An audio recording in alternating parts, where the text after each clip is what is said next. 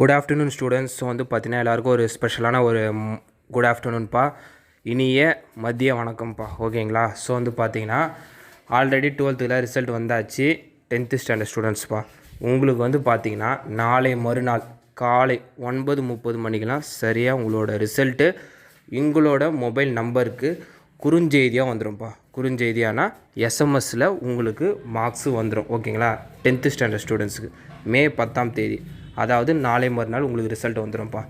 அதே மாதிரி இந்த ஆண்டுப்பா 2024 12th ரிசல்ட்ஸில் வந்து பார்த்தீங்கன்னா ஸ்டேட் ஃபஸ்ட்டு மார்க்கே நல்லா தெரியும்.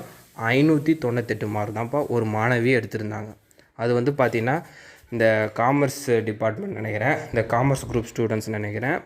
அதாவது ஒரு மாணவி 598 எடுத்திருக்காங்க. ஸோ இந்த வாட்டி சென்டம்ஸ் வந்து அதாவது 600க்கு 600ன்றது கொடுக்கவே இல்லை 12க்கு. போன ஆண்டு ஒரு மாணவி எடுத்திருந்தாங்களே, ஸோ அதே மாதிரி இந்த ஆண்டு வந்து பார்த்தீங்கன்னா 600க்கு 600 வந்து கிடையாது, சென்டம் கிடையாது.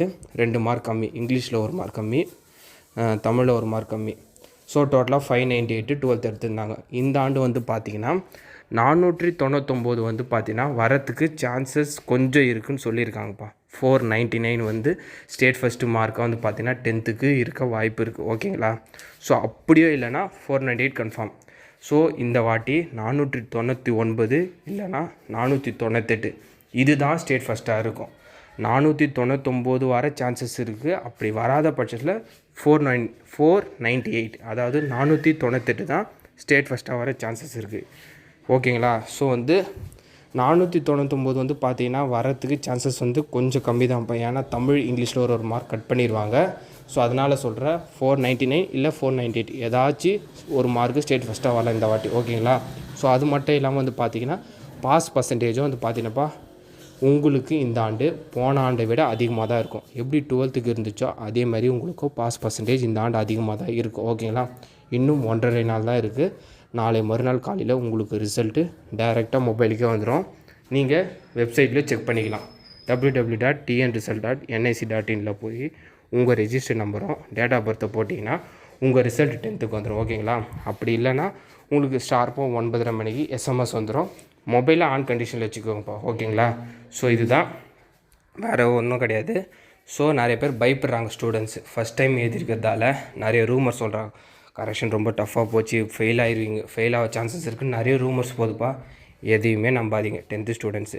இந்த வாட்டி கரெக்ஷன் வந்து லிபரலாக தான் பண்ணியிருக்காங்க. ஈஸியாக பாஸ் ஆகிடுங்க. எஃபர்ட் போட்டு எழுதின யாருமே ஃபெயிலே ஆக மாட்டிங்கப்பா. தெளிவாக சொல்கிறேன், புரிஞ்சுக்கோங்க. கரெக்ஷன் லிபரலாக போச்சு, நல்லா எழுதின யாரும் ஃபெயில் ஆக மாட்டீங்க. ஓகேங்களா? ஒரு பக்கமோ 2 பக்கமோ கடமைக்குன்னு எழுதினவங்களால் தான் பாஸ் ஆக முடியாது. மற்ற எல்லாருமே கம்பல்சரி நீங்கள் பாஸ் ஆகிறீங்க. ஓகேங்களா? யாரும் பயப்படாமல் ரிலாக்ஸாக இருங்க. 10th ஸ்டூடெண்ட்ஸு ஃபஸ்ட்டு நான் சொல்கிறது 10th ஸ்டூடெண்ட்ஸு. ஏன்னா நீங்கள் இப்போ தான் ஃபஸ்ட்டு எழுதிருக்கீங்க. யார் எதை சொன்னாலும் அதை மைண்டில் போட்டு கன்ஃபியூஸ் ஆகிக்கங்க. கன்ஃபியூஷனை தூக்கி போட்டுருங்க. நீங்கள் கம்பல்சரி பாஸ் ஆகிருங்க. ஓகேங்களா? எஃபர்ட் போட்டு எழுதின எல்லாரும் பாஸு தான். ஸோ ஹாப்பியாக இருந்துக்கோங்கப்பா.